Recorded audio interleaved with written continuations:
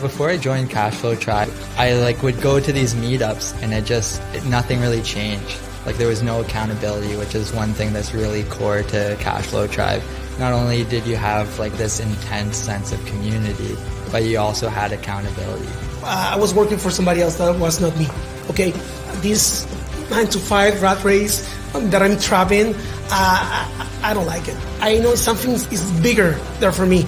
Cashflow Tribe has been some serious practitioner information that I was able to tap into. I knew I needed to take it to a higher level. Cashflow Tribe was Canadian, and that's what really kind of moved me more towards them. This is exactly the kind of group and people that I want to be part of. If somebody's losing in one of my deals, I don't want to do the deal. If I cannot have my partners to win on the deal as well, I don't want the deal. My name is Douglas. My name is Tish. My name is Alex, and I am. And I am. And I'm Cashflow Tribe. Cashflow Tribe. Cashflow Tribe. Huh.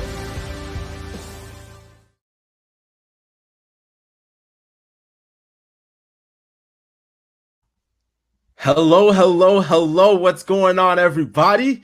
My name is Daniel Blagrove, and if this is the first time you're here, I want to welcome you. This is the masterclass brought to you by Cashflow Tribe. The whole purpose of these masterclasses is to really help you, those who are interested in real estate investing, those who are looking for financial freedom, those who are looking to find another stream of income, whatever your goal is. If it's to do your first deal, this is the place where we can help you accomplish those things. And so if you're new, just let me know. Say first in the chat. Say first. So I can welcome you. What's going on, Steve? Tanya, good to see you in the chat. Blakely, Amanda, what's going on? Melissa, Jason, Hussein, Rashana, Mike Hill, got Kari, Andrea Richards.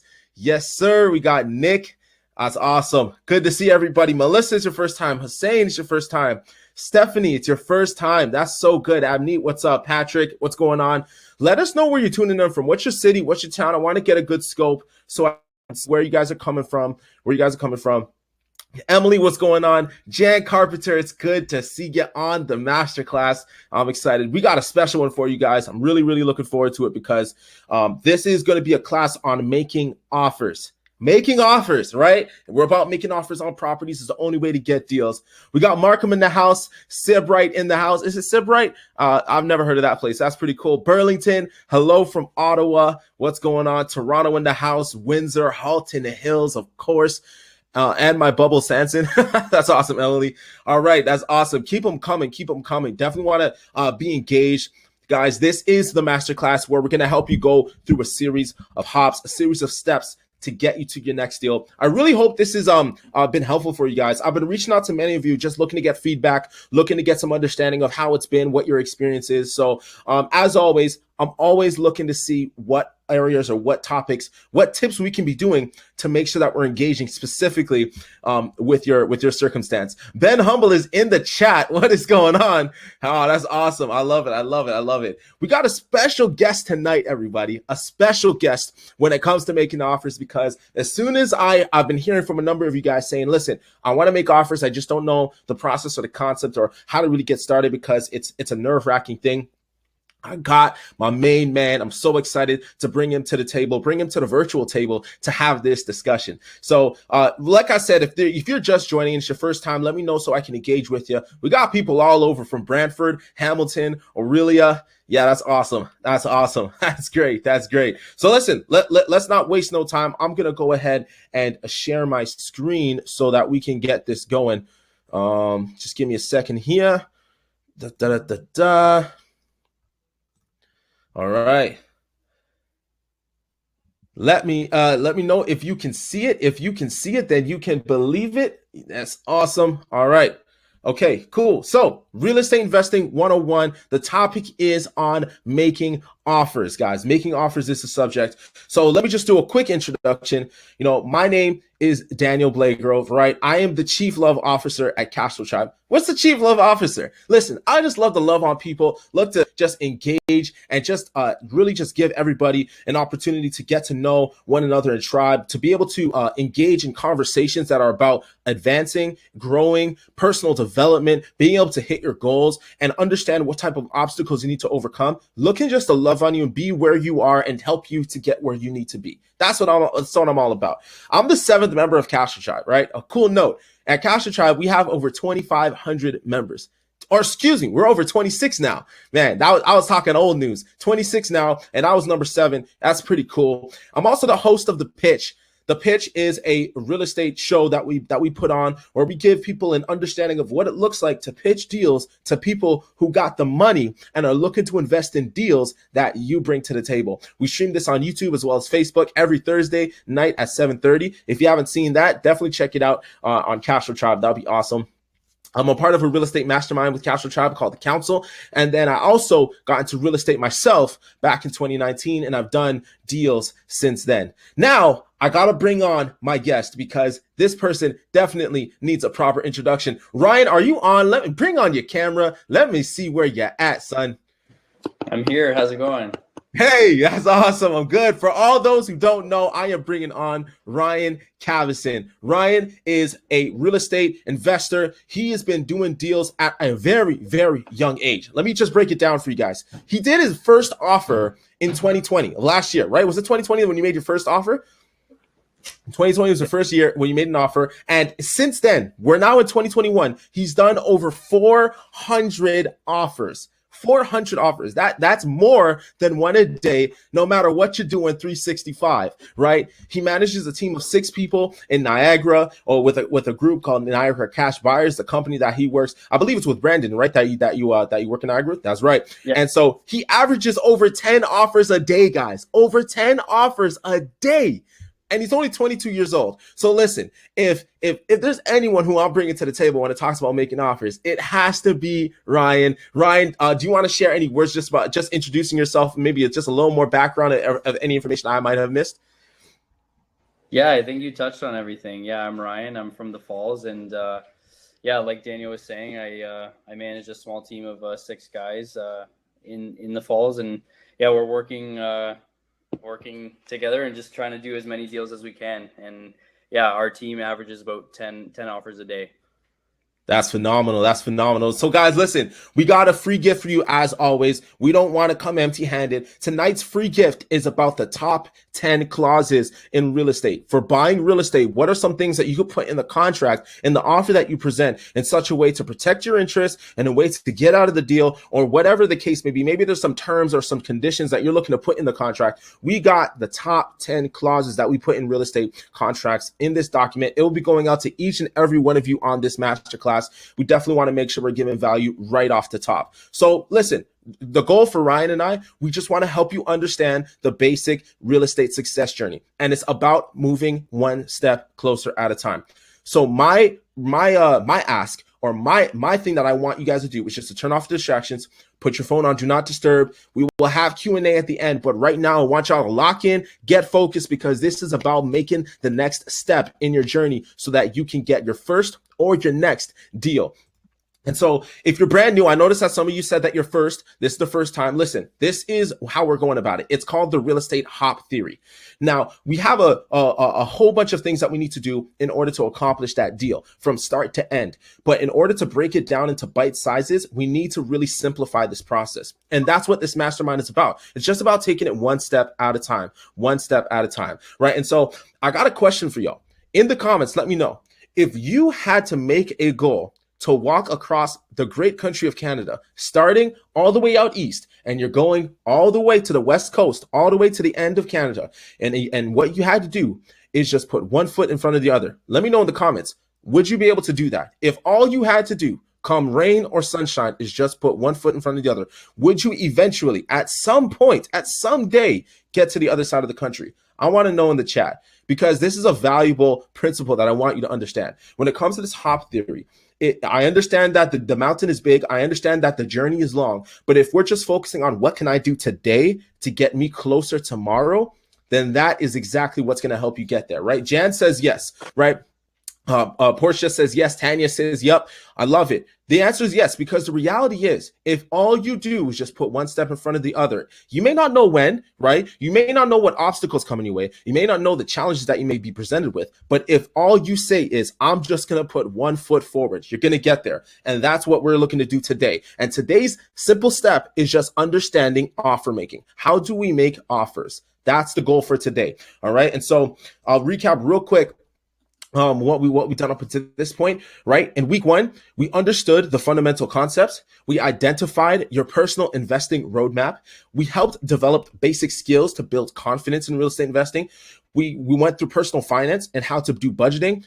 We understand now the process of buying real estate, and we also took some time to analyze deal analysis. Now, tonight is the next step. The next step along this journey is offer making. How are we going to make offers? And that is the goal for tonight. All right. So, Ryan, let's get right into it. I don't want to waste no time. Here are the common questions that I get when it comes to offer making. All right. And I really want to go through them one at a time just so that we can really explain this whole process and really make it extremely simple. The first question that I often get is, do I need a realtor to make offers for me? Ryan, what comes to mind when you think about this question, and how would you address somebody who asked the question of, how do I need a realtor to make offers for me?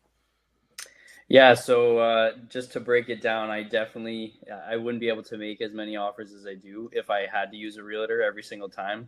They definitely would get very annoying and very annoyed at me. So no, you don't need a realtor to make offers. Yeah, I think it's so important to recognize that when it comes to working with realtors, that's only one way to make offers, right? A lot of times we think we have to be licensed or we have to work with someone. That is not true. And this is also the case both on market and off market, right? You don't have to just make offers to a realtor on the market, and you don't have to make offers to a realtor off market. And so in that same, and you made a really good point. You said that it would slow you down, essentially. You wouldn't be able to do as much as you can. Why is that? Why wouldn't you be able to make as many offers as you do now?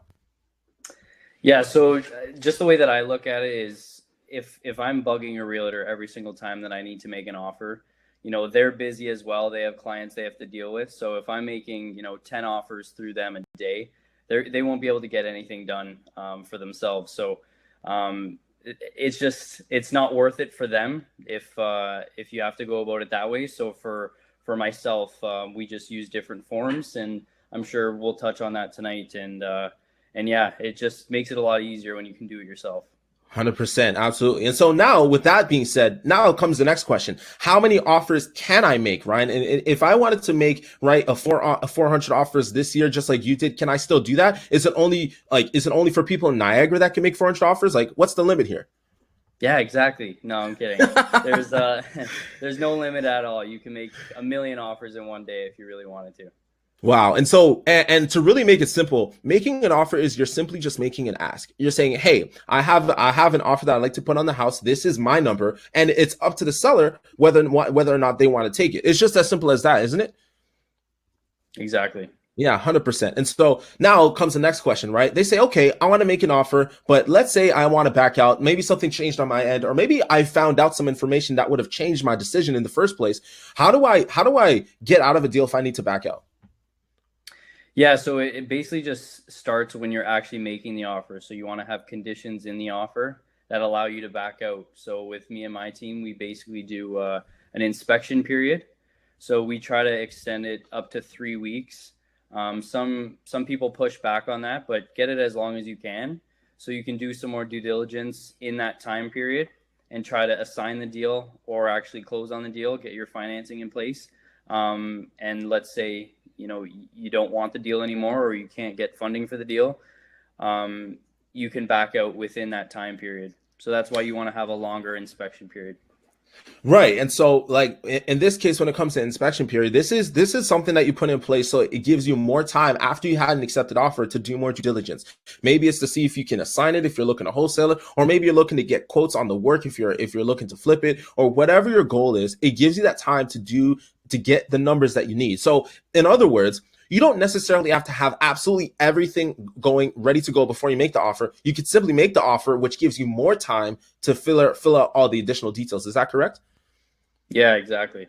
Right. And so I think what's super important, guys, is understanding one of the things that we need to do is just take action. Guys, the worst that can happen is someone says no. And if someone says no, hey, there's many other houses on land that we can make offers on, right? And so, but the beautiful thing about it is if they say yes, especially when you protect yourself and protect your interest by putting conditions like the inspection clause, which we will talk about these clauses later on. So hold your horses on that. We will get more information on it, but it gives you more time to do more due diligence to secure the deal or to exit the property in the way that you wish to do so. And so, now here's one thing that I often get, right? When we look at the paperwork, there's a section on the offer where you have to put a deposit down to in order to make this legally binding.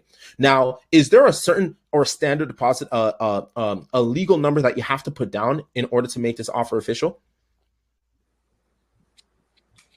Sorry, can you repeat that one more time? It cut out. Yeah, no problem. So when it comes to the deposit, right, on the offer that you have to make in order to make it legally binding, is there a specific number that you always have to put down, or can it be any number? Yeah, it could be any number. I've seen as little as $50, and I've seen as high as like 100,000.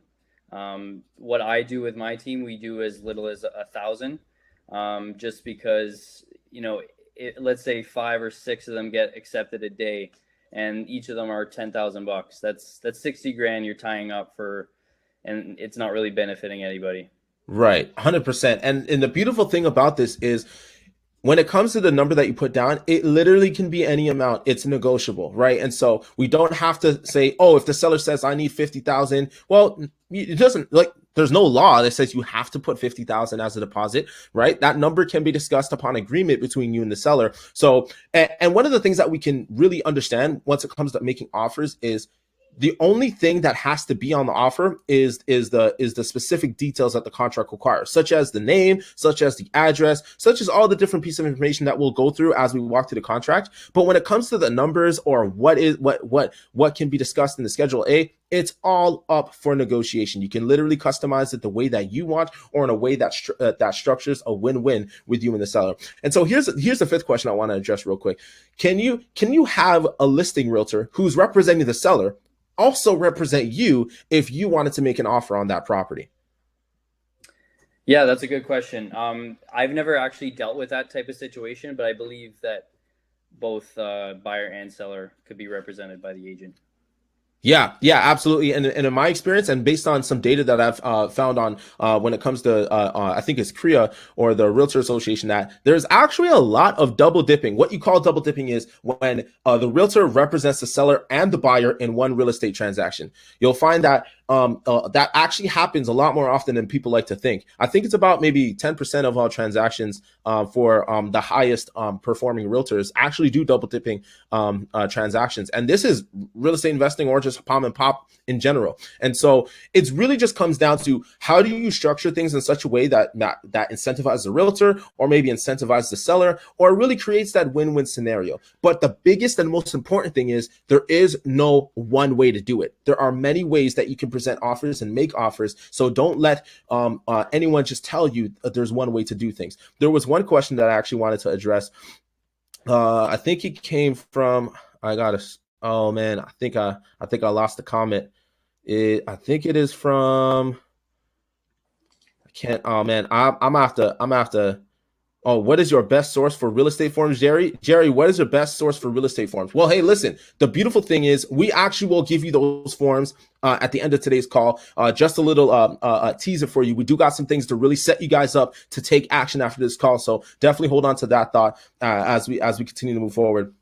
So the next thing I really want to talk about is how do we simplify the process of making offers? Because some of the things that people really get scared about is there's so many things to fill out. It's multiple pages. What was your approach from when you made the first offer up until your 400th offer? How do you now approach making offers in terms of making it simplified? Yeah, for sure. So yeah, it was definitely very scary when I first filled out an offer. I didn't know what risk I was exposed to or anything like that. But I can, just for our offers, we use DocuSign. So that's saved me a lot of time in terms of filling it out. It really simplifies like the templates and everything. So a good way that just the average person can go about it is basically have a realtor that can pull the comparable sales. So you know what offer you're presenting, or sorry, what price you're presenting. And then they'll also pull a geo report. So geo warehouse is a system that realtors have, that you know all the legal jargon and all the like the legal description, the frontage and depth, all that kind of stuff would all be on there. So me and my partner Brandon, we actually have a geo warehouse account, so that saves us a lot of time in terms of making offers. So yeah, we just pull up the geo report. I have kind of like a dual monitor. So on one page I'll have my DocuSign, one page I have my geo report, and I just copy and paste everything that I need to be filled out. Now, this is super important because what you're essentially saying is you now have a process and a system by which whenever you're making an offer, you do that process every time. So it's not like when I do one house, I'm going to do one way. And when I want to make an offer on another house, I got to think of another way. It's the same thing. The only thing that changes is the information on the contract, right? Now, here's a follow-up question. There are people who would love to use Geo Warehouse and perhaps maybe they don't have the funds to be able to pay for that subscription. Is there an alternative way that you would suggest that they would do, whether it's relying on a realtor who you can add value to, or any other ways that you would suggest? Yeah, exactly. You can definitely build relationships with realtors and go about it that way. And then, like I was saying before, you can actually, well, you still need to build a relationship, but you can kind of communicate with them and just, let's say you're making offers on expired listings. You can ask for the geo reports for those listings and come up with a system that is time saving for them, but also for you. So for example, set a few hours in your schedule that you want to make, let's say 5 offers. So you're going to message them the night before what properties you want to get geo reports for. And then in the morning, you'll be ready to make those offers, and you can just fill it all out, whether it's through DocuSign or you can kind of write them all out, which takes a little bit longer, but yeah, you can go about it either way. And I think what's really cool about being able to get realtors on your power team or in your network is that there are several ways you can do this. The reality is there are so many different realtors out here. Honestly, I think I know about maybe 40 realtors myself. Like, there are so many people who have gotten the license and are looking to buy and sell real estate by representing sellers and buyers when it comes to trading real estate. And all you need to do is really figure out what is the pain point or what is the area of value that I can provide in exchange for getting this information from the Geo Warehouse report.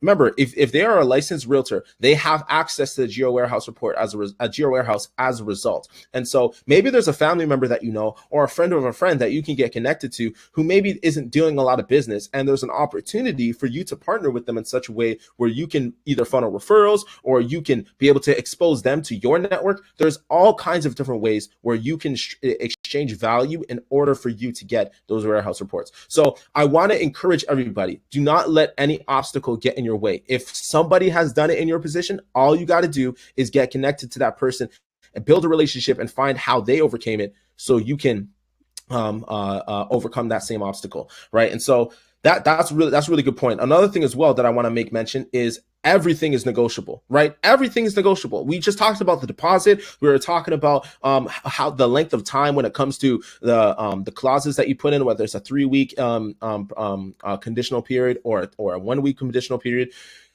What is your way, just high level, when it comes to negotiating? Do you kind of come in by establishing what you would like, and then, or do you kind of ask the seller what they're looking for? How do you kind of go about that conversation? Yeah, so definitely for private deals, one of the benefits with going with a company like ours is we're definitely flexible on the terms. So in a negotiation, it all comes down to price or terms. So if the seller wants their price, then we're gonna, have favorable terms for us. But if they're willing to work with us, we'll definitely be, more flexible on the terms. So that could be the deposit amount, where the deposit's going, could be the irrevocability, the inspection date, the closing date, all that kind of stuff. But for us, a lot of the time we're assigning these deals, so we're very flexible on the closing date. We're, flexible on a lot of things. Just as long as we have the right conditions in place, we're pretty flexible on everything else. Yeah, and I think just to really make it simple for everybody, what Ryan is essentially saying is if you can change it on the contract, it's negotiable. Let me give you an example. When it comes to the buyer's name, you can't change the buyer's name. They own the property, so that's not negotiable. You can't change where it fronts on. If it fronts on the north side or the south side, that's not negotiable. But the day that it closes, that can change. Therefore, you can negotiate that. The amount of that for the deposit when you put down, that's negotiable because you can change that number. What goes in the clauses or what goes out of your Schedule A, that is negotiable because that can change. But whatever is fixed in terms of all the depth or the frontage or whatever legal information, the legal description, whatever things you pull from the Geo Warehouse report or what you get from realtors, those things may not change, but everything else is negotiable. And so you want to understand, how can you pull different levers when it comes to negotiating in such a way where you can still get a deal that works for you while solving the other person's problems. And so now, and I want to talk real quick on knowing your clauses, because I know you mentioned one when it comes to inspection.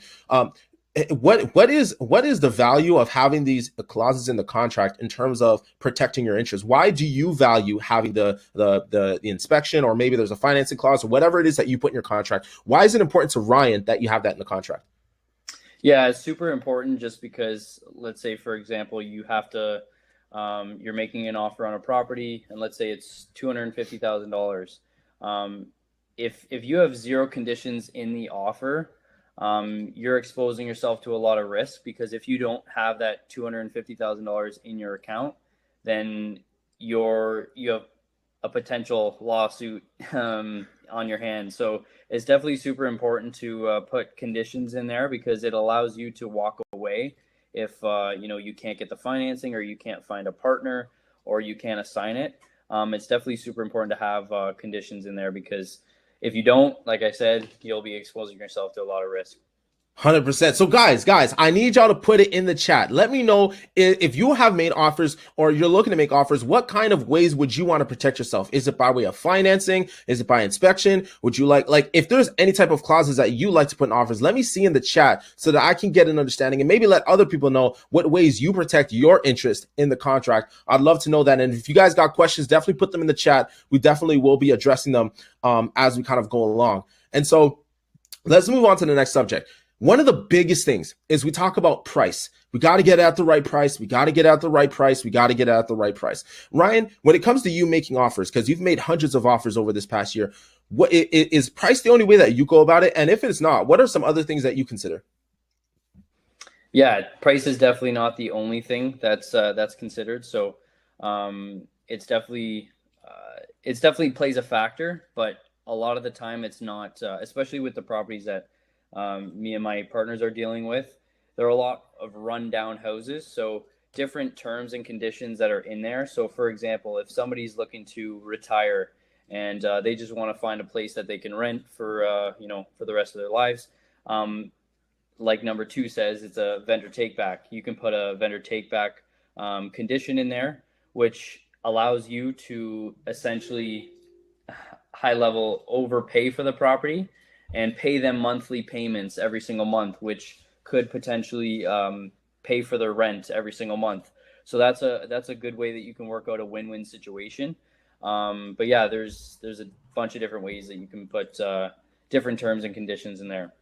Now, you mentioned vendor take back. Maybe there are some people who may not be familiar. Let us know, guys, in the chat if you know what vendor take back is or not. Ryan, just maybe break it down in simple terms for people to understand. What is a vendor take back offer, and why is that important? Yeah, so a vendor take back is basically it's seller financing. So the seller is essentially acting as the bank. So this is a good way for a first-time home buyer that can't get traditional financing from the banks to get into their first house, or somebody looking to do a flip or a buy and hold. It allows you to work out a win-win situation where the seller already knows the property. Whether they lived in the property for a few years or they've owned it for decades, they know and understand the property, and it allows you to get into the property without the traditional financing. So you're paying them monthly payments every single month, just like you would as the bank, but in this case you would eliminate the bank.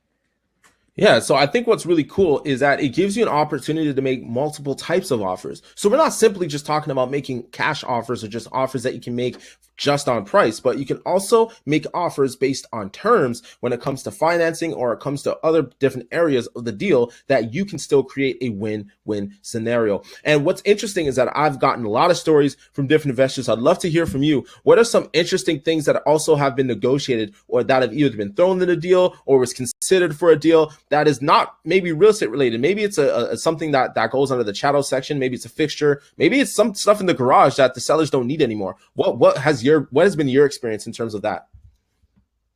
Yeah, I haven't had anything crazy thrown into the deal, but I know people like Mike Nowicki. He's actually negotiated the seller's car. So he negotiated on price, and he ended up throwing in the car as a part of the deal. So, I've seen people negotiate their cat, things like that. It definitely could be some pretty crazy stuff. But yeah. Yeah, and you know what? It just reinforces and doubles down the notion that literally everything is negotiable. Everything. If you want to figure out a way to get more value in exchange for something that may not be real estate related, let's see what other things they own in their possession. What are some other things that you can bring to the table that really help create that deal, right? And so there, like you see on the screen, there's been cars, there have been lawnmowers.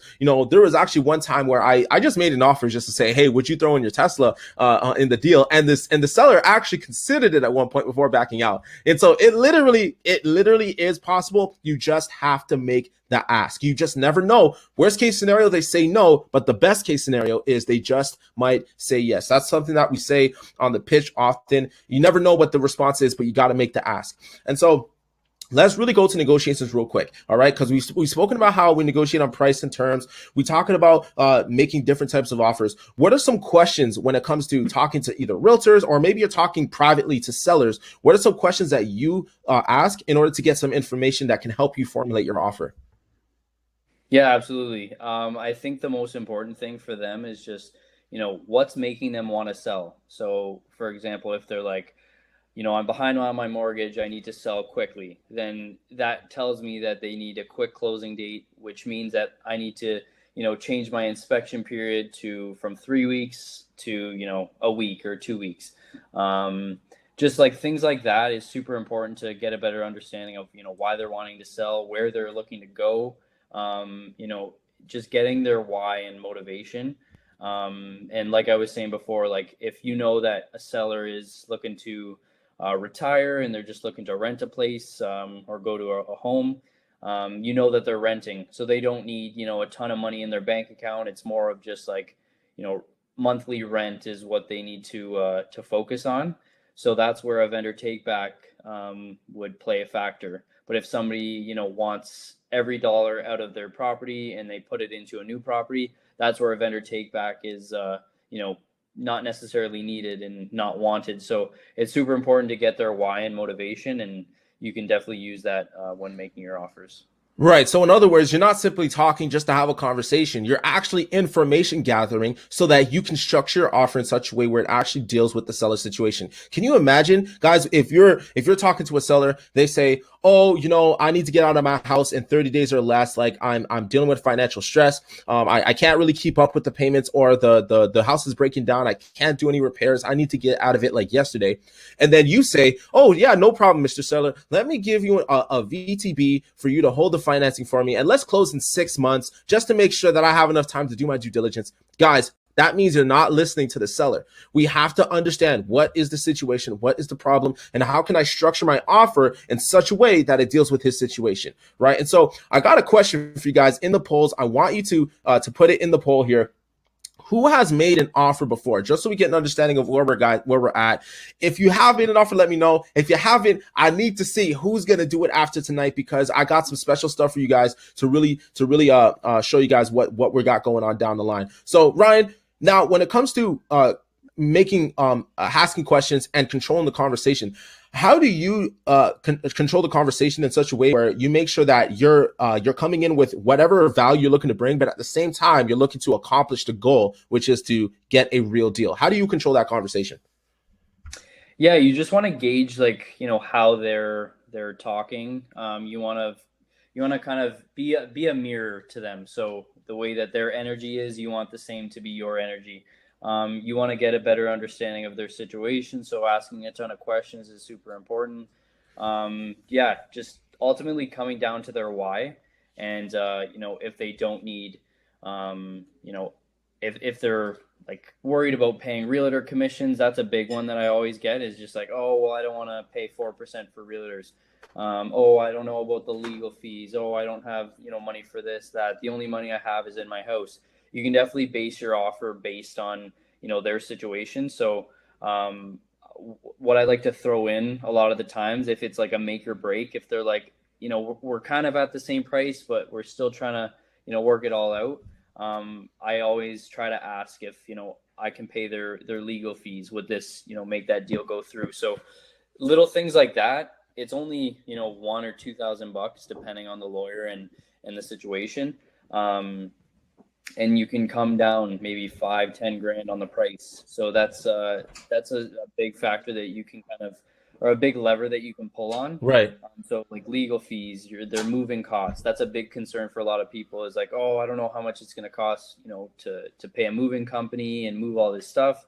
It's like, yeah, don't worry, we'll take care of that. And then, like we were saying before, it's price or term. So if they're not flexible, or sorry, if they're flexible on the price, then we could be flexible on the terms and vice versa. I think what's so important is to really recognize the importance of what Ryan is saying here. It's so important that you control the conversation in such a way where it's moving in the direction of getting an agreement. And the only way to get into an agreement is to really make sure that you're on the same page with the seller. That's your tone of voice. That's how you mirror your energy, as Ryan mentioned. This is about listening, understanding what are the opportunities to make offers that address this situation. And then it just comes down to making the offer. Can you imagine, Ryan, if you went through all the energy of talking to someone, getting the information, doing all the due diligence, running the numbers, getting the Geo Warehouse report, and then you don't make the offer? It just comes down to a waste of time. I see that we're about half and half. 52% of people have made an offer. About 47% have not before tonight, because I know we're listening to action takers, which is awesome. So now, when it comes to negotiating, you talk about mirroring and going across with the same energy. How do you build rapport, and how do you go about creating win-win scenarios on top of listening and things like that? What are some other tips that we can give tonight to everybody when it comes to this? Yeah, just try to connect with the seller and just be relatable. So like even like little comments that you make, like, even though you don't think it goes a long way, it definitely does. So for example, I went to a seller's house the one time, and he was just showing me his video games. And I don't play video games personally, but just making the comment like, oh, my little cousin plays that game. Even if you don't have a little cousin that plays those games, just try to be relatable, try to build that rapport and that connection with them. It's definitely super important. People do business with people who they know, like, and trust. So it's definitely super important to make that connection, especially at the start.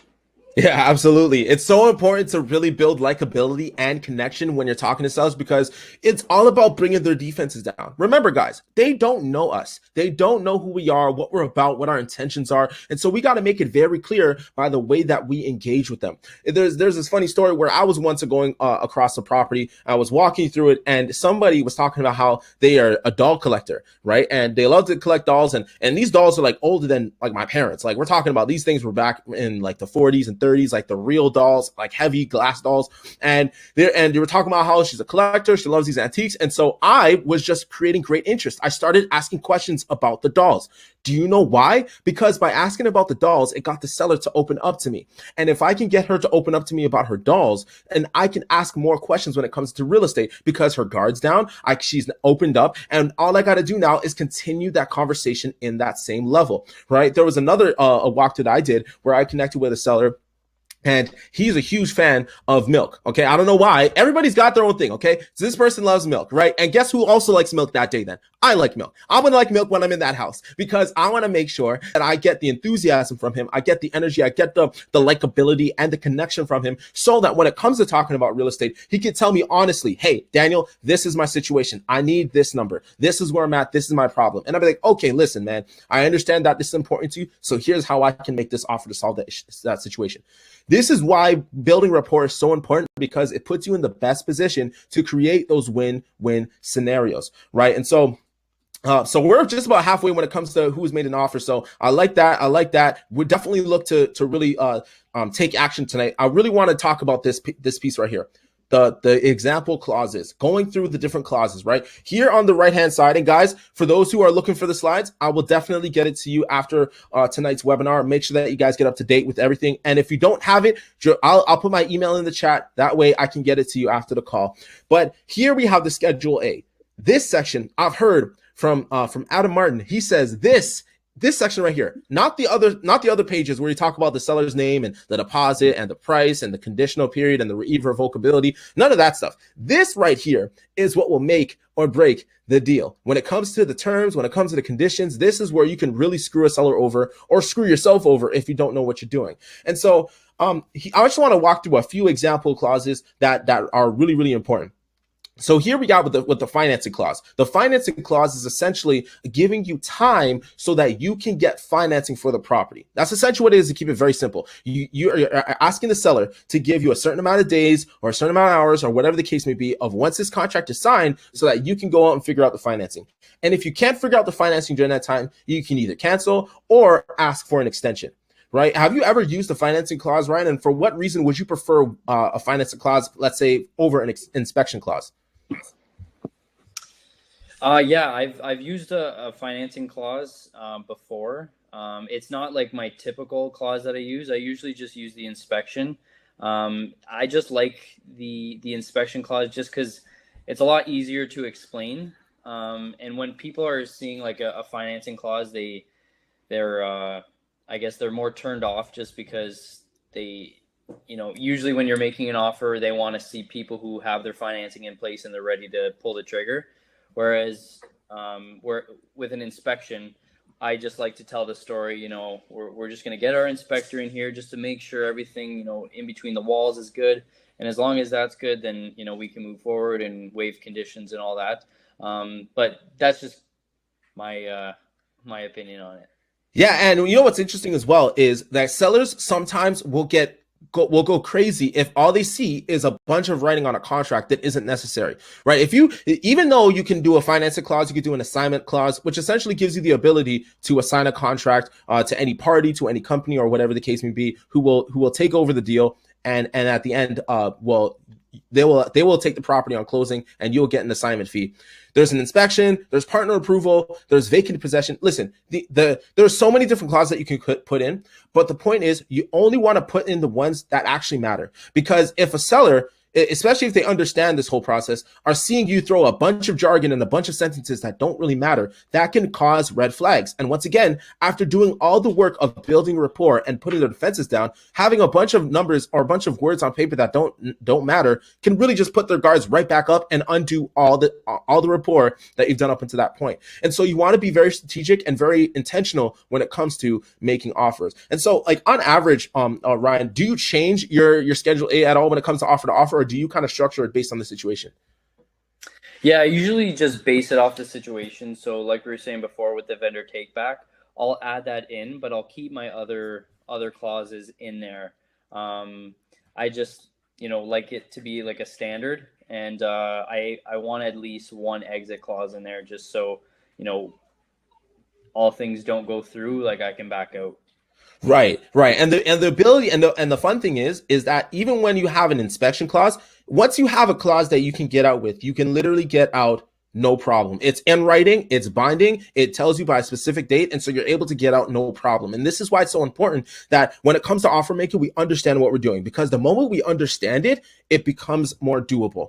I really have a hunch, and I get a feeling that for many of you, and let me know in the chat if you feel this way, because you don't understand it, it gives you analysis paralysis, it holds you back, and then you end up don't making offers, and then you wonder why everybody else is getting deals, but you're still where you are. I really do believe it's just, let's understand this process. What is it that I don't understand? And once I understand it, then I can go forward and take that action. And so, Ryan, like, what are some last tips that you would say when it comes to clauses? It's really about keeping it clean? Would you say that it's something that you should have as a checklist in your system? What would you say when it comes to when it comes to putting clauses in your offers? Yeah, I'd say a little bit of both. You definitely want to make it clean. Like if your page is filled with clauses, like, it's definitely unattractive to a lot of sellers. But yeah, you just want to be transparent with the sellers, make it clean, and just be open and honest what your plans are to do with the property. So Like I was saying before with the inspection period, I just like to, let them know that we may or may not get an inspector in there, which you let them know that this is my exit. If I, God forbid, I don't want this deal, or I'm able to back out. And then for the assignment clause, I just let them know that, I give them a theoretical example. So I say, my company, we have a lot of money that we deal with. And let's say, for example, I found a property and I know it's worth 300,000 and I managed to get it for 100,000. We're going to want to take our resources and allocate it to that deal, because obviously we're going to make some money, but we don't want you to be leaving hung and dry, not getting your offer, I guess, gone through. So I basically just say, yeah, so we work with a large group of investors who will agree to our price and terms that we agreed on here. So essentially it's just the deal will close in somebody else's name. So that's kind of a way that I pitch the assignment clause. That's awesome. And so guys, listen, it's so important, guys. It's just a system. Work the system and work the system. Build the system and then work the system. That is the goal of what we're looking to do when it makes offers. So now, guys, listen, this is the time where we give you the action steps, the takeaway, right? Now we understand the concept of the hop. Now we need to do the hop. We need to do the hop. So let me know in the chat. Are you guys ready for the action takeaways? Are you ready for the things that we're going to challenge you to do over the next 7 days, so that you can create that next work of progress in your goals? I want to hear it in the chat, because Ryan, I'm telling you right now, man, there are some people who have taken some action and literally have gotten to the point where they're raising capital. They analyze about 2-3 deals every day. They go on the MLS and they just run numbers because they want to master it. And so offer making is the exact same way. Guys, let me know in the chat if you're ready to rumble, you're ready to go, because I got some awesome homework that I think is really going to propel you guys, okay? Some of you probably might be asking, wait a second, Daniel, this is about making offers. You guys talked about a few things, but I don't know how to write an offer. I don't know how to do all this. You're supposed to tell me how I'm supposed to write an offer. Well, check this out. I got the homework for you. Listen, the first homework is watching courses on Cashflow Tribe on how to make offers and write out the purchase and sale agreement. Guys, we have a whole training on this, hours of training, videos and content, so that you can literally line by line, step by step, understand the process, the concept when it comes to the terms and the conditions. If you and if you're not on Cashflow Tribe yet, I'll definitely address that. But this is the homework, guys. Go through the courses on cashflowtribe.com. You see it right there. It's Making Offers with Adam Martin and the Purchase and Sale Contract Training course. There are the videos there that I need you to go through so that you can understand the process and the concept. All right. The second step is I need you to now take action on that and write out 3 offers on the properties that you analyzed from the previous week. So we have, remember last week we talked about how to deal analysis, how to analyze deals, how to do comparables. For those who were on the Zoom call on Friday, you know how we did it because we walked through it. We went through an actual properties and did some examples. So we want you to go through those courses, understand how to write offers, then go through number 2 and write out 3 offers on properties that you've analyzed using the form section on cashflowtribe.com. Okay, and let me spell this out real clearly for you guys. Okay, now check this out. I am on cashflowtribe.com right now. Look at this, right? All I did is I went to forms, and then the first heading is the agreement and purchase and sale. Check this out, guys. I want to blow your minds right now. This is the best way to write a contract if you're brand new. If you have no idea how to write out a contract, it literally cannot get any simpler than this. Why? Because we literally have just laid out all the areas that you need to fill out. Check this out. When it comes to the basic information, I am the buyer. My buyer name is Daniel. My seller name is Sally Mae. My primary seller email is email. All you got to do is fill it out. Fill it out each box, right? How many buyers will be signing the document? Are they married? Are they business partners? Are they single? Then you can click 1 or 2, right? Same thing with you. What is today's date, right? And as you kind of go along, more information will pop up. What's the secondary buyer's name? What's the secondary seller's name, right? What is today's date, the month, the year? Guys, literally, it's just going one by one to fill it out. Let me know in the comments if you guys are excited about this, because you can only find something like this on cashflowtribe.com. Guys, I'm so excited because we're all about taking action. At this point, I would be hard pressed to say you got no excuses but making offers after tonight's call, right? And so Like you said, fill out the information, go to the purchase price, all that kind of stuff, right? I'm going to go to the courses real quick, right? If once you go on to Castro Tribe, create an account, all you got to do is go to the course, right? So let me find it here. Where is it? Here's the first one, making offers with Adam Martin, right here on the right hand side. I think the next one is either on the second page, right? And so it's super easy to find the courses, to find the forms. Go on there and watch the videos and go and make offers using the forms online. That's exactly what we need to do. All right. And so now, and for those who are not aware, like I said, go right on castrotribe.com.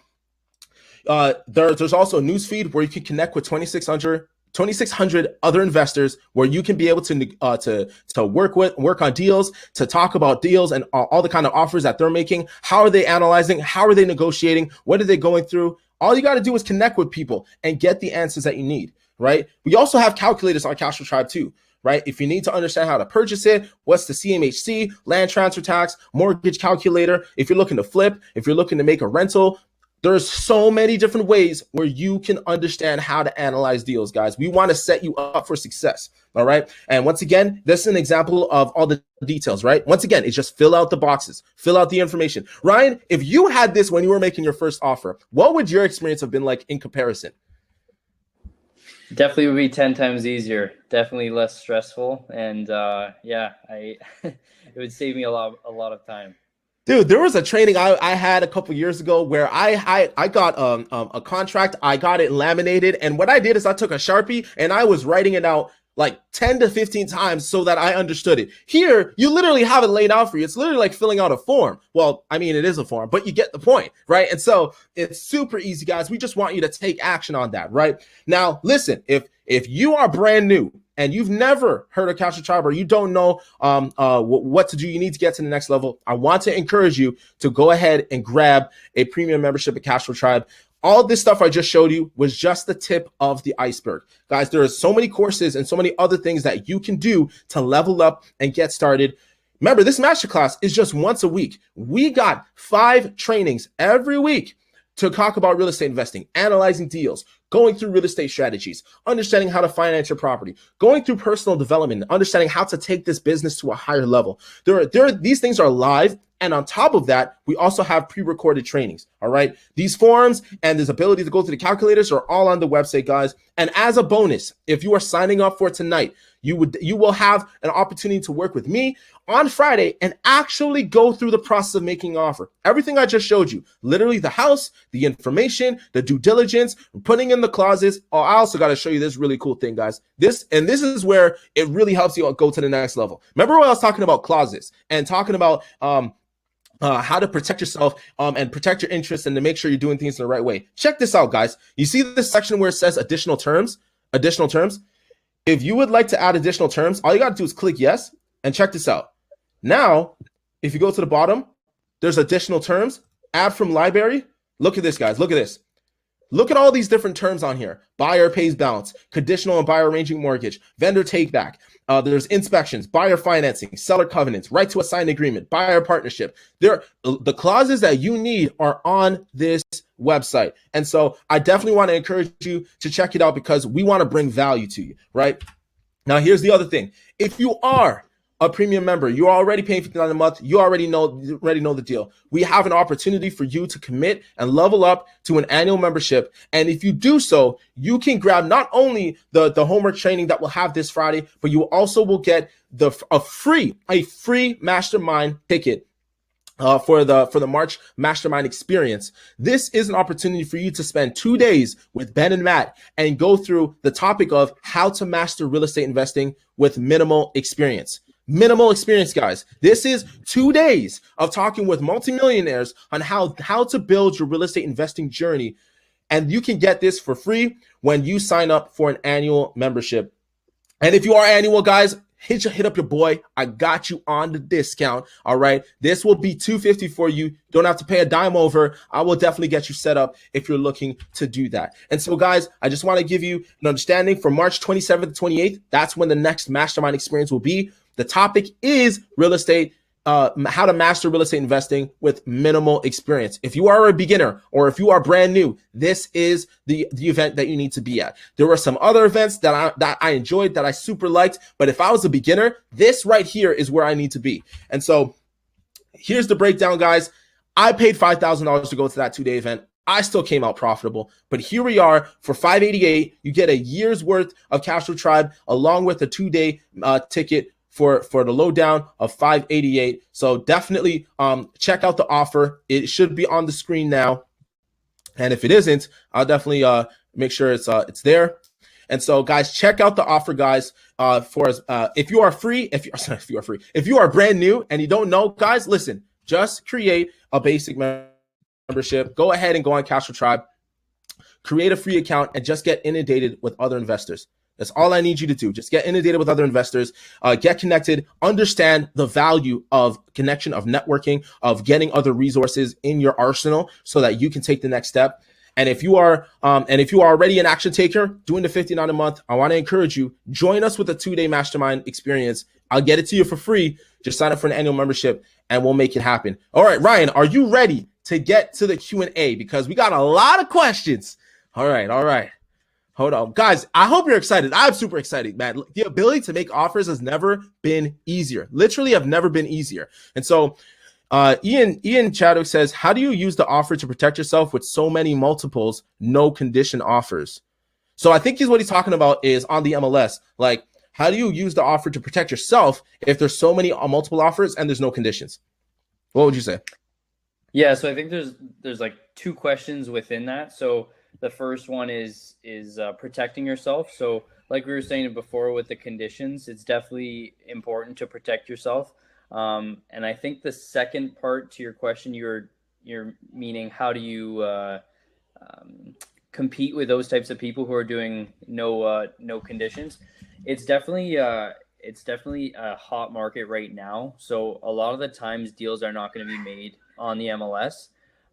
So what my team and I do, we do off-market deals. So we go directly with sellers. So we're not dealing with bidding wars. We're not dealing with multiple offer situations. We're just directly with the sellers. We're working out win-win situations. And that's definitely been our best source of leads and deals.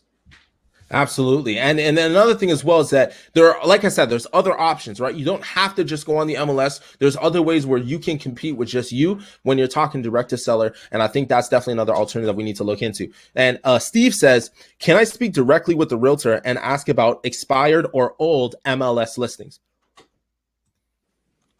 Yeah, you definitely can speak to the realtor. A lot of the realtors, they'll sign buyer representation agreements. So after it expires, there's a certain amount of time. I don't know what the actual time frame is, but there'll be a time frame that makes the realtor essentially get paid whether it's sold privately or on the market. But a good way to kind of, I guess, go around that. If you're working with a realtor, you definitely want to go through your realtor because on the buy side, it's free anyway. So a realtor is definitely somebody who has a lot of knowledge and experience and expertise in the market. But you also, if a property expires, you can go to the property and just knock on the door and say, hey, I saw your property was listed. I was interested in it. Are you still considering selling? And that kind of, you can see what can happen with that. Absolutely. That's a great answer. And so Andrea asks, is there any clauses that you recommend keeping right up until closing date? Yeah. So what I do is the assignability clause, and I use the 3 walkthrough clauses. So it just gives either myself or the person that I assign the property to, it gives them time to walk through the property, get a better understanding of what they're actually purchasing. So yeah, that's what we keep in our offers. 100%. So Steve is coming with another question. He says, do you always need to have to inspect the house, or can you just make an offer? Yeah, so actually for our clauses that we put in there, we put an inspection period, even though we're not actually going to get an inspector in there. This just gives me more time to do due diligence on the property, to find an investor. So I'd say about 85% of our business is assignments. So we're just assigning it to investors. So that inspection period, let's say it's 2 weeks. This just gives me 2 weeks to actually find a buyer for the deal. And then I use the inspection period plus the walkthroughs. So it gives me time to sell it while also allowing my investors to walk through it as well. So it kind of goes hand in hand. Absolutely. Now, Andrew is asking, are there any good resources to learn more about the VTB strategy and how to best position it to the seller? So, Andrew, you can definitely learn more about the VTB. If you go to the homework, you'll definitely be able to check out the course for Adam Martin when he talks about the process and the concept of offer making. He breaks down in a portion there the VTB strategy when it comes to the Schedule A. How do you write it? What does it mean? How do you understand it? And so that's definitely the number one place that I would recommend. And so if you have a Cash Flow Tribe membership, definitely go and check it out over there. And for those, if you're looking to also join me on the homework on Friday at 6 p.m., guys, once you sign up, you'll get the information to your email. We'll definitely walk through these different scenarios as well so that you can be prepared to make offers with confidence. And so Jose asks, VTB, is that only for sellers that have their home paid off? Jose, the answer is no. It's not only for those who have a house paid off. It really just comes down to how much equity is in the property, right? Based on the amount of equity that's in the property, you can be able to negotiate what kind of VTB you can do. Now, the equity could be 100%, meaning fair, free and clear, or it could be less. But what's not recommended is looking to make a VTB for a house that has no equity, or worse, is underwater. And when I mean underwater, what I mean is the value of the house is less than what is owing on the property. Is there anything you wanted to add on that, Ryan? Yeah, no, I think you hit the nail on the head. Love it. I love it. Keep those questions coming, guys. So let's see here. What else is here? Jason says, is the course in the membership? You are correct. It is in the membership. So once you grab an account, all you got to do is go to the courses section. You'll see it here on the left-hand navigation menu, and it'll take you right to this screen where you'll be able to see all the courses that we have. Not limited just to offer making, but when it comes to marketing, analyzing a real estate market, how to do wholesaling, whether it's understanding repair value, how to create strategic and specific goals based on what you're looking to accomplish in real estate. There's all kinds of courses for you to check out there. All right. And so let's see what else is next. We got a couple questions here. Tom says, would like a copy of the sample contract. I could do you one better.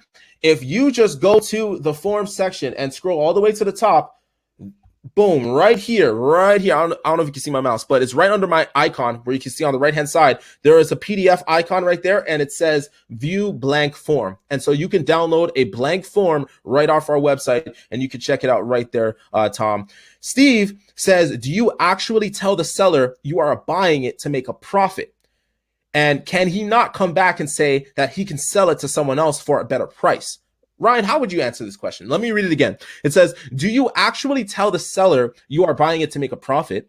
And then number two is, can he not come back and say that he can sell it to someone else for a better price? Yeah, so for us, we're definitely very intentional when we're actually going to make offers and negotiate with sellers. So we're putting out flyers and things like that. So we're getting inbound calls, and we definitely want to let the seller know that we're planning on making a profit. We're definitely planning on whether it's through a rental, whether it's through a flip, whether it's through whatever it is. We make sure that they know that, at the end of the day, we are investors. Our plan is to make a profit off this property, but as long as you're okay with that, we can move forward. And just being transparent with the seller, it definitely gives them, it helps you build rapport with them, and just, you're just an open and honest person. Whereas if you tell them, oh, no, I'm just buying this for myself, and then later they find out you just flipped it for a $50,000 wholesale fee, it leaves them more bitter at the end of the day. But if you're intentional, and then the second part to that question was, can't they tell you that they can sell it for a better price? Absolutely, they can, and that's the name of the game. So if you can offer them a better price, that's that's your strategic advantage. But yeah, it's all comes down to their motivation, their why. So that's why what we were saying before is definitely super important to get an understanding of their situation and where they're planning on going, and what their plans are moving forward. Yeah, absolutely. It's really just, it comes down to like being upfront, being honest, and it's easier when you're building rapport, right? If you ever feel like you gotta say something that you don't mean, or you gotta go another way to be sneaky, that's just setting yourself up potentially for failure if the seller comes around to find out it's something different. And so I also just want to remind you guys that for when it comes to signing up for our membership, it is 100% free, money back guarantee before 7 days. If you want to sign up and just take the action on the homework, I want to give you the opportunity to check out the platform risk-free for 7 days. You can check out the trainings, you can check out the courses, you can check out the content, and you can make a decision whether you find it's worth staying. And so you do that for the free account. You can do that for the premium monthly account or the annual account with the bonuses attached to it, because I want to see you guys on the Friday homework session. There are so many people who haven't made offers. And one of the things that Matt McKeever stresses is that if you don't make offers, you're not going to get any deals. It's just the way it works. You have to make offers in order to put yourself in a position to get deals. And what I can know is, without a doubt, Ryan, let me ask you this question. After making 400 offers, have you gotten any accepted deals? Yes, I have. Come on, man. And so the reality is, it just comes down to the numbers. If you are making enough offers, you will put yourself in a higher position to get deals. And so we really want you to take action. So go ahead and grab a membership. If you're brand new, just looking, just learning, no pressure. Don't need to spend a dime. Just join us with a free basic account. If you're looking to level up, grab that 59, take advantage of our course content and what we have here. We want you to make money by doing the right moves. And so let's just round up with a few more questions. All right. Angel says she's ready. That's all right. Let's see here. Steve, Stephanie says, where can I see the recordings? Stephanie, you will get the recordings after this call. Steve says, let's see. Oh, no, that's not a question. Okay. Steve says, can I deal with multiple realtors?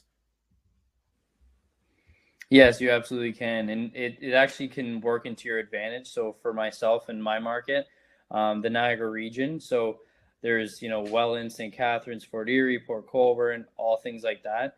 So you want to deal with realtors who are experts in their market. You don't want somebody who's just like a general realtor. You want somebody who's an expert in their market. So what I like to do is set up my calendar. So for example, let's say you want to make offers for 5 days a week out of the 7 days. So I would have one realtor per each market. So on Mondays, it would be Niagara Falls. On Tuesdays, it would be St. Catharines. Wednesdays, it'll be Welland, Thursdays, whatever. So I'm only bugging one realtor 1 day a week, and they're presenting offers 1 day a week. So it saves them a lot of time, and it also makes it more convenient for you. Wow. And so once again, guys, did you notice the system that Ryan has set up here? It's a process. It's not something that he's doing where he's running around with it like a chicken with his head off. He simply is building relationships, strategically structuring them in such a way where he's not going to bother them at random times, but he can depend on them because we've set a time, set a place where we can make this happen. And doing that with multiple relationships makes you be able to expand and do more without putting more on yourself. So I think that's an awesome point there. Andrew says, how best to include a probate clause?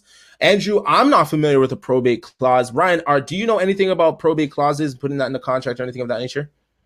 No, I've never used that. Yeah. So Andrew, what I would highly recommend is you go on to Cashflow Tribe. If you don't have an account, create a free account, go on to Cashflow Tribe and reach out to other investors, see what they say, especially because once again, what I said is if you're looking to get an answer, there might be someone who also did it, and all you got to do is build a relationship to get that answer. And so definitely love the question there. Stephanie says, where can I watch the previous masterclass? You can do so. Just email me. Let me put my email in the chat here. My email is my name, so you can definitely email me if you're looking for any past replays. The replay for this one will go out, but if you're looking for other ones, reach out to me. I can definitely get you set up. And Andrew also says, is there content on deal analysis? Andrew, yes, there is.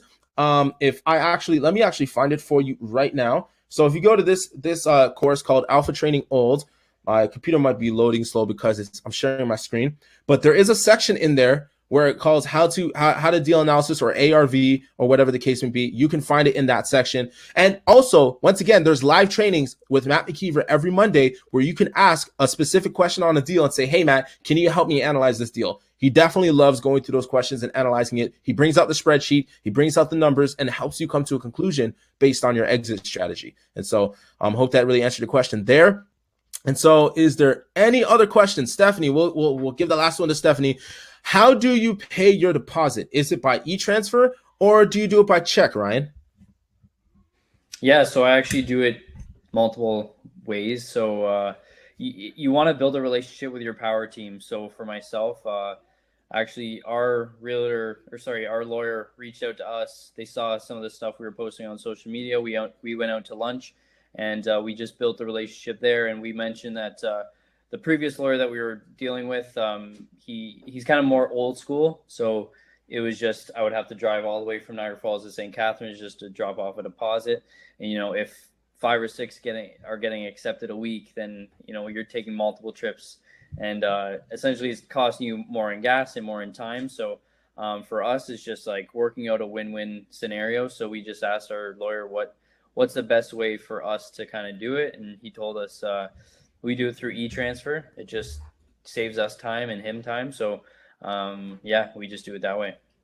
That's awesome. That's awesome, guys. And so I do got one question for Steve. I want to remind you that we will have the homework session at 6 p.m. on Friday. Looking forward to connecting with you guys who are signing up. I also want to give a draw for the first person who has signed up. I'm going to be giving $100 cash to that person. So we'll figure out who that person is after that. Steve, you are absolutely not asking too many questions. This is the masterclass. That's why we're here. And so let's do this one, Ryan. Steve says, how do you build a power team? So Ryan, I know that you work with a team of 6 people, and I know that you also have a team of realtors. You work with other people. How do you go about building your power team?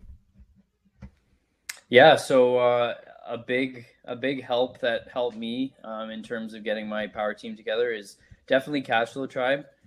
So finding investor-friendly realtors, lawyers, things like that. It's just all about getting your name out there and kind of just networking. Just always be networking, whether you're going to the bank, whether you're picking up food for takeout. It doesn't matter where you are. You should always be networking.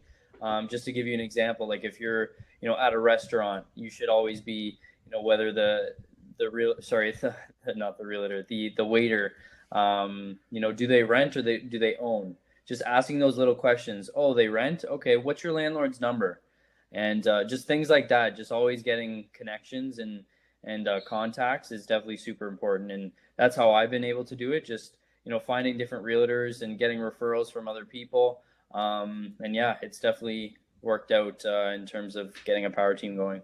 Absolutely. And then once again, it's not just a matter of just like being a one-trick pony and just asking a question, hey, can you be on my power team? It's about building a relationship and actually getting an understanding and a story of where they're coming from, what are they looking to bring to the table, and how can you add value to their situation in exchange for the services that they're rendering in this partnership, right? And doing that with every person in your power team definitely helps you expand at a faster rate. And so with that, guys, with no more questions, we're definitely going to end it here. Ryan, is there any last words that you want to say to our audience today when it comes to making offers? What can we do to make sure we get off our butts and taking action? Yeah, I definitely say do a lot more research on what it is to make an offer, and just build out your power team, build connections, and just take action. Yo, speaking about taking action, Andrew, man, shout out to you, man, for grabbing that annual sub. Listen, man, $100 is going right to you to make sure that deal that we're giving you with the 2-day mastermind is going to give you an amazing steal. Congrats to you, man. Listen, guys, if you're looking to sign up, definitely reach out to me. I'm going to put my email in the chat one more time. If there's any questions, any thoughts, any struggles, anything you guys are going through when it comes to offer making, just getting to the next level, reach out to me. I want to help you guys so we make sure we're bringing value. I want to know in the chat real quick, guys. Let me know in the chat, out of 10, how did we do tonight? How did my man Ryan do with bringing the value? Let us know, guys. Should we be doing more talks like this when it comes to subject matters? Should we bring in on more guests, more people who can talk in depth when it comes to these things? I want to know so that we can continue to grow in this masterclass. I really get a feeling that we're just getting started. It's just the beginning. Steve says 12 out of 10. Stephanie says, what is that, 10 billion? Man, that's awesome. I love it. I love it. I love it. That's phenomenal. And so, Ryan, really appreciate you being on. Really appreciate each and every one of you guys for being on this masterclass. Share this out to other people so people who are looking to know how to get started in real estate investing can level up and get the knowledge and the expertise that they're looking for. Appreciate you guys. Daniel, Jason, Tom, Andrea, Angel, Melissa. Love it, guys. Appreciate you guys. Until then, until next time, we're out of here. Take care and have a good one, y'all. Peace. Thanks, guys.